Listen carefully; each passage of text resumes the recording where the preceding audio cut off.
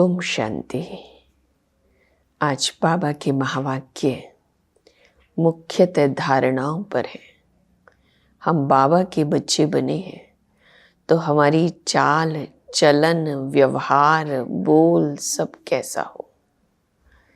बाबा के बच्चे, ऊंच कुल के बच्चे, कल जाकर देवता बनने वाले बच्चे, उनका व्यवहार बहुत रॉयल होना चाहिए।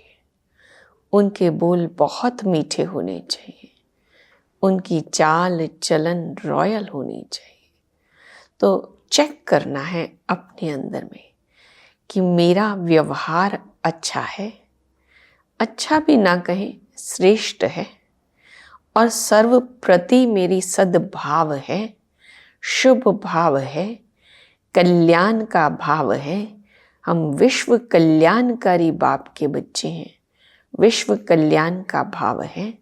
जब अंदर में इतने ऊंचे श्रेष्ठ भाव होंगे तभी हम ऊंच कुल ऊंच पद को प्राप्त कर सकेंगे। ये पढ़ाई बहुत ऊंचा बनाने वाली है, लेकिन इस पढ़ाई का एक एक शिक्षा बोल अपने अंदर में उतारना है।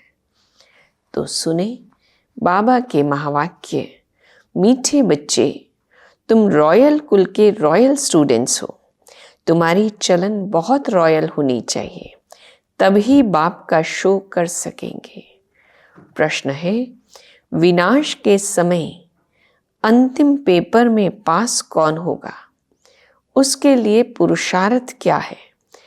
अंतिम पेपर में पास वही हो सकता है जिसे बाप के सिवाय पुरानी दुनिया की कोई चीज याद न आए।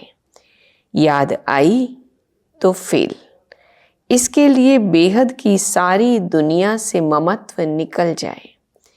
भाई भाई की पक्की अवस्था हो, दे अभिमान टूटा हुआ हो।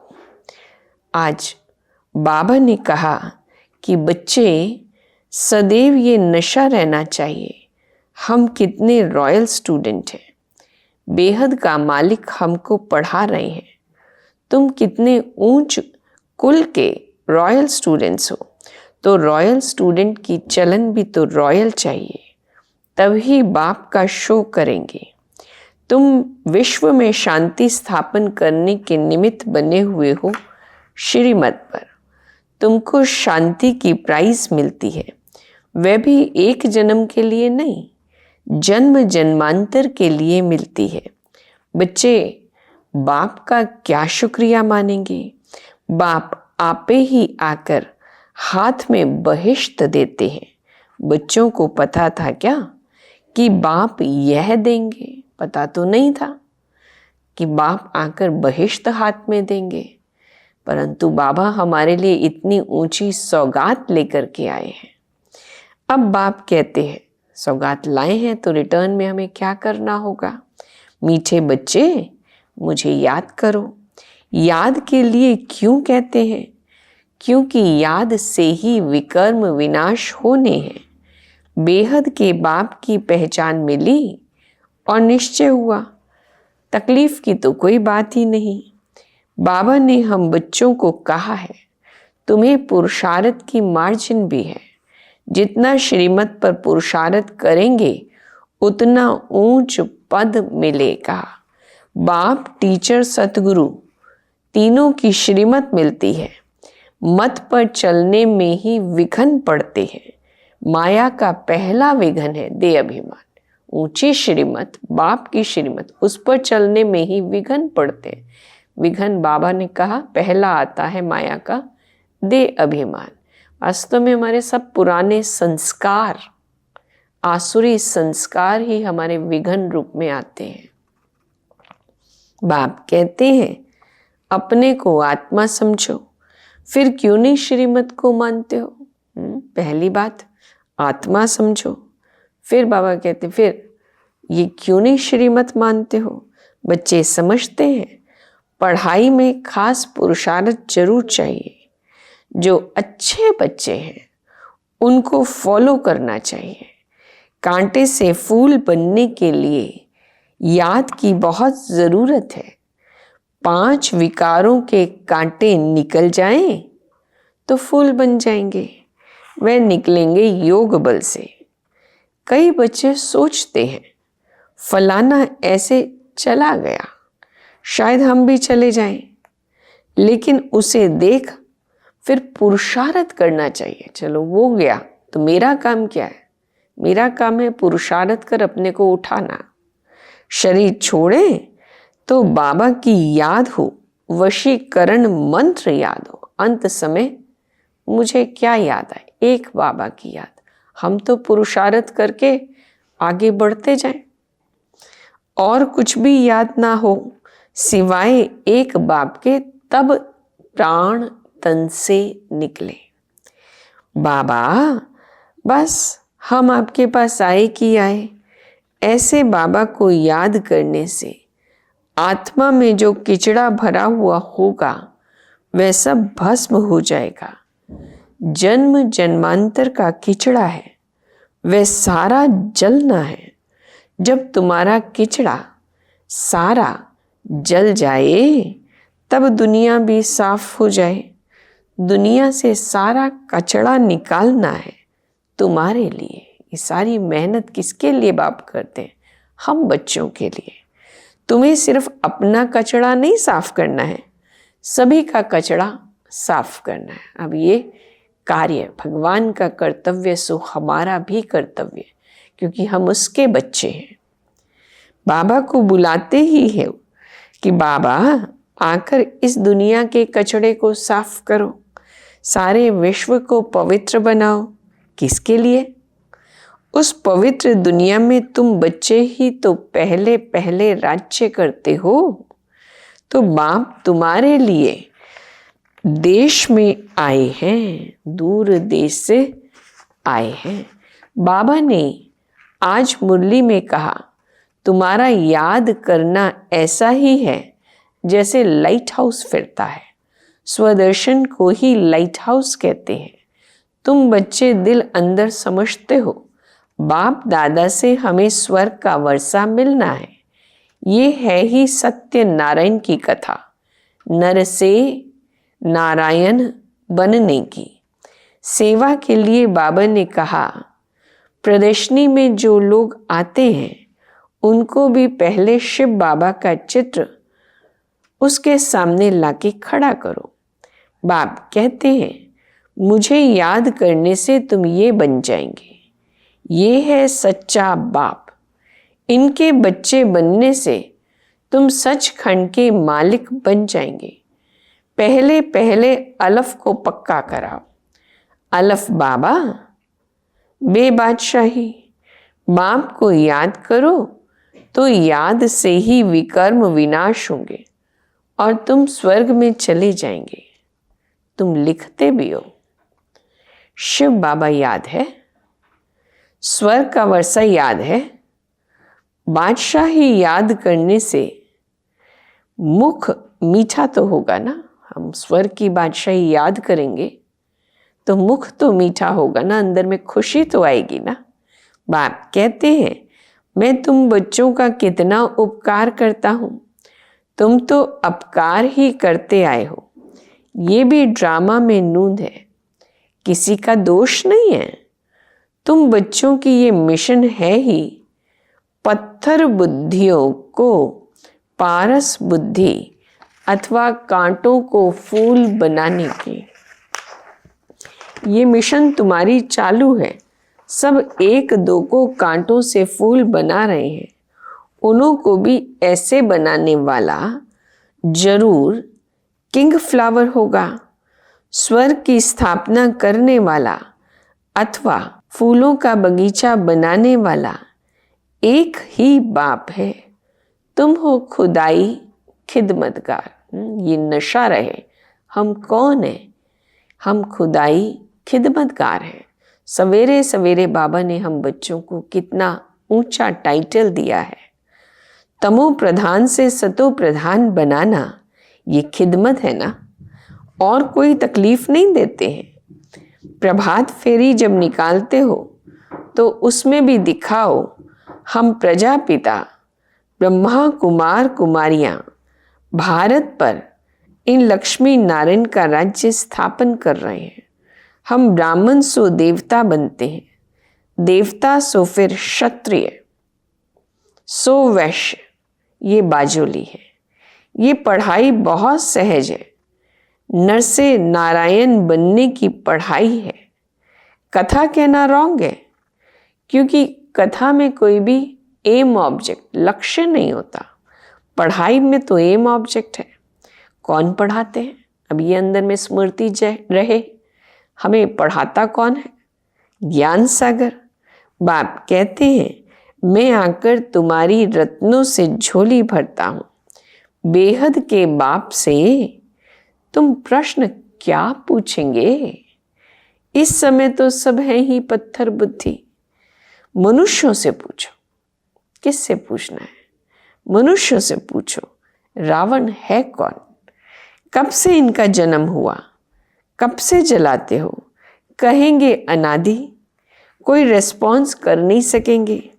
तुम्हारी आत्मा याद की यात्रा में तत्पर हो जाएगी। अब अपने से पूछो, हम सतो प्रधान बने हैं?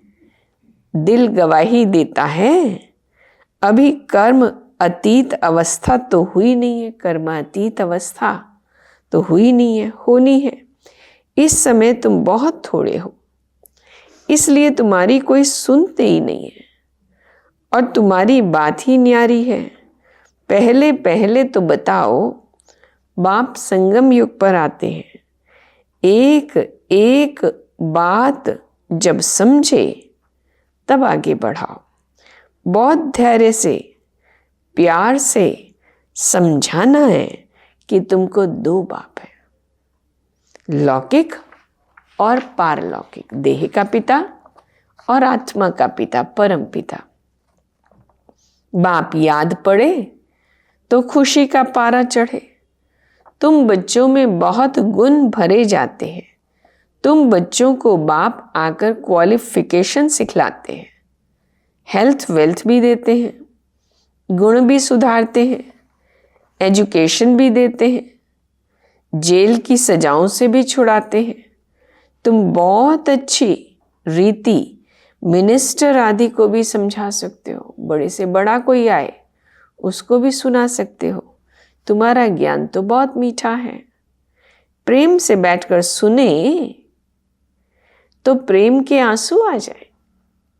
हमेशा इस दृष्टि से देखो, हम भाई को रास्ता बताते हैं। ये हमारा अपना भाई है, इसको रास्ता बताते हैं। बोलो, हम श्रीमत पर भारत की सच्ची सेवा कर रहे हैं। भारत की सेवा में ही पैसे लगाते हैं। बाबा कहते हैं, दिल्ली में सेवा का घेराव डालो, विस्तार करो, परंतु अभी तक किसी को घायल किया नहीं है। घायल करने में योग बल चाहिए। योग बल से तुम विश्व के मालिक बनते हो, साथ साथ ज्ञान भी है। योग से ही तुम किसी को कशिश कर सकेंगे। अभी बच्चे भाषण भल अच्छा करते हैं, परंतु योग की कशिश कम है। ये जो योग की पावर होनी चाहिए, जो योग की शक्ति होनी चाहिए, योग की खींच होनी चाहिए, वो कम है। मुख्य बात है ही योग की। तुम बच्चे योग से अपने को पवित्र बनाते हो, तो योग बल बहुत चाहिए, उसकी बहुत कमी है। अंदर खुशी में नाचना चाहिए। कितना ज्ञान मिला है ऊंचा, भगवान मिला है, उससे मेरा संबंध है, तो कितना खुशी होनी चाहिए। तो बाबा कहते खुशी में नाचना चाहिए। ये खुशी का डांस है। इस ज्ञान योग से तुम्हारे अंदर डांस होती है, आत्मा झूम उठती है। बाप की याद में रहते रहते तुम अशरीरी बन जाते हो। ज्ञान से अशरीरी होना है, इसमें गुम होने की बात नहीं है। बुद्धि में ज्ञान चाहिए। अब घर जाना है, फिर राजाई में आएंगे। ये सारी दुनिया जली पड़ी है। हम नई दुनिया के लायक बन रहे हैं। अब घर जाना है, इसलिए शरीर में कोई ममत्व नहीं रहना चाहिए। इस शरीर से, इस दुनिया से आराम रहना चाहिए। सिर्फ अपने घर को और राजधानी को याद करना है। कोई भी चीज में आसक्ति ना हो। विनाश भी कड़ा होने वाला है। जब विनाश होने लगेगा तो तुमको खुशी होगी। बस हम ट्रांसफर हुए कि हुए, बस अब हमें वापस जाना है। पुरानी दुनिया की कोई चीज याद आई तो फेल। बच्चों के पास कुछ है नहीं तो याद क्या आएगा। हमारी तो ये अपनी देह भी नहीं है, इसको भी यही छोड़कर जाना है, तो याद किसको करें। बेहद की सारी दुनिया से ममत्व मिट जाए, इसमें मेहनत है। भाई भाई की अवस्था भी तब रह सकती है जब देह अभिमान टूट जाए। देह अभिमान आने से कुछ न कुछ घाटा पड़ता है। देह अभिमान होने से ही घाटा पड़ता है। देही अभिमानी होने से घाटा नहीं पड़ेगा। हम भाई को पढ़ाते हैं। अंदर में स्मृति कौन सी रहे? हम आत्मा भाई को पढ़ाते हैं, भाई से बात करते हैं। ये पक्की टेव, आदत पड़ जाए। अगर स्कॉलरशिप लेनी है तो इतना पुरुषार्थ करना है। जब समझाते हो तब भी याद रहे। कोई भी सामने हो, उसको ज्ञान समझाते हैं तब अंदर में स्मृति रहे कि हम सब भाई भाई हैं। सब आत्माएं एक बाप के बच्चे हैं। सब भाइयों का बाप के वर्षे पर हक है। बहन का भी भान निकल जाए, ये भाई है ये बहन है, नहीं, हम सब आत्मा के नाते भाई भाई है। इसको कहा जाता है आत्म अभिमानी। आत्मा को ये शरीर मिला है, इसमें किसी का नाम मेल है, किसका फीमेल पड़ा है। इनसे परे बाकी आत्मा है। ये देह, देह से परे आत्मा है। सोचना चाहिए। बाबा जो रास्ता बताते हैं वह बरोबर ठीक है। यहाँ बच्चे आते ही हैं प्रैक्टिस करने। एक बाप को याद करते रहो तो बहुत खुशी होगी और विकर्म भी विनाश होंगे। जो अनेक जन्मों के पाप कर्म सिर पर हैं वो भी विनाश होंगे। बाप से वर्षा लेना बहुत सहज है, परंतु बहुत बच्चे गफलत करते हैं। तो आज बाबा ने हम बच्चों को व्यवहार शुद्धि कितनी सिखाई है कि हमारी चाल चलन ऊंची हो। जब हम सेवा के फील्ड में आते हैं, जब हम आपस में मिलते हैं, जब हम किसी को ज्ञान सुनाते हैं, तो हमारे अंदर में स्मृति रहे, मैं आत्मा भाई भाई से बात करती हूँ, मैं आत्मा भाई को ज्ञान सुनाती हूँ। तो ये भाई भाई की दृष्टि रहे, बहन भाई भी नहीं, भाई भाई की दृष्टि। आत्मा के नाते हम भाई भाई हैं। तो आज बाबा ने वरदान दिया है, बाप और सेवा में मगन रहने वाले निर्विघ्न निरंतर सेवाधारी भव। जहाँ सेवा का उमंग है वहाँ अनेक बातों से सहज ही किनारा हो जाता है। एक बाप और सेवा में मगन रहो तो निर्विघ्न निरंतर सेवाधारी सहज माया जीत बन जाएंगे। समय प्रति समय सेवा की रूपरेखा बदल रही है, बदलती रहेगी। अभी आप लोगों को ज़्यादा कहना नहीं पड़ेगा, लेकिन वे स्वयं कहेंगे ये श्रेष्ठ कार्य है, इसलिए हमें भी सहयोगी बनाओ। ये समय की समीपता की निशानी है, तो खूब उमंग उत्साह से सेवा करते आगे बढ़ते चलो। स्लोगन: संपन्नता की स्थिति में स्थित हो, प्रकृति की हलचल को चलते हुए बादलों के समान अनुभव करो। बादल आते हैं, चले जाते हैं, तो ऐसे ही प्रकृति की हलचल को भी बादलों के समान अनुभव करो। किसी भी प्रकार की हलचल में नहीं आओ। हम बाबा के बस उस ऊंची संपन्नता की स्थिति में स्थित रहे। ओम शांति।